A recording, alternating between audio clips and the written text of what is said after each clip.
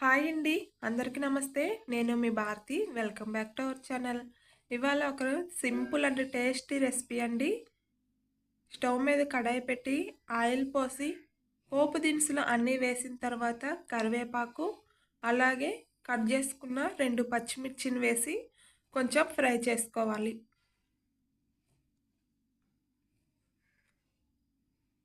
ఇవి బాగా ఫ్రై అయిన తర్వాత సన్నగా కట్ చేసుకున్న ఆనియన్ ముక్కలు వేసి ఇంకొకసారి మంచిగా ఫ్రై చేసుకోవాలి. ఈ ఆనియన్ ముక్కలన్నీ ఫ్రై అయిన తర్వాత సన్నగా కట్ చేసుకున్న టమోటా ముక్కలను కూడా వేసుకోవాలి. టమోటా ముక్కలు త్వరగా మగ్గాలి అంటే కొంచెం ఉప్పుని అయితే తీసుకోండి. ఉప్పు వేయటం వల్ల ఈ టమోటా ముక్కలు అనేది కొంచెం త్వరగా అయితే మగ్గిపోతాయి. ఇక్కడ నేను ఉప్పు వేసినాక ఇంకొకసారి బాగా మిక్స్ చేసి మూత అయితే పెట్టాను.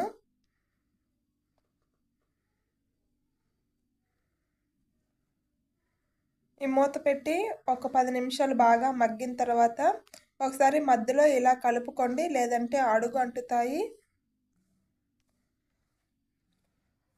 ఈ విధంగా కలుపుకున్న తర్వాత మనం ముందుగా ఉడికించుకున్న కోడిగుడ్లని నేను వీడియోలో చూపిస్తున్న విధంగా ఘాట్లు అయితే పెట్టుకోండి. ఇలా ఘాట్లు పెట్టుకోవటం వల్ల గుడ్డుని నూనెలో వేసి ఫ్రై చేయాల్సిన అవసరం లేదండి. ఇలా ఘాట్లు పెట్టడం వల్ల కర్రీలో వేసినప్పుడు ఆ కర్రీలోని గుజ్జంతా ఇలా ఘాట్లు పెట్టడం వల్ల ఆ ఘాట్లలోకి వెళ్ళి గుడ్డుకైతే ఉప్పు కారం అయితే పట్టుతుంది. ఇది ఒక మంచి టిప్ అనే చెప్పొచ్చండి. మళ్ళీ తనిగా ఫ్రై చేయాల్సిన అవసరం లేదు. ఈ విధంగా ఘాట్లు పెట్టుకొని ఒక గిన్నెలో పెట్టేసుకున్నాక చూడండి బాగా మగ్గిపోయినాయి.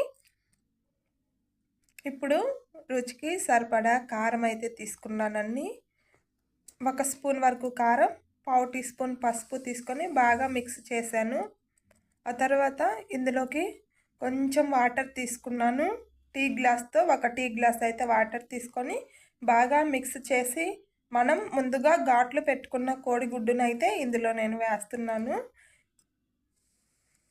ఇవి వేసి ఒక 10 నిమిషాల వరకు మూత పెట్టి మగ్గించామంటే ఈ గుడ్డుకి కారం ఉప్పు అనేది బాగా పడుతుంది.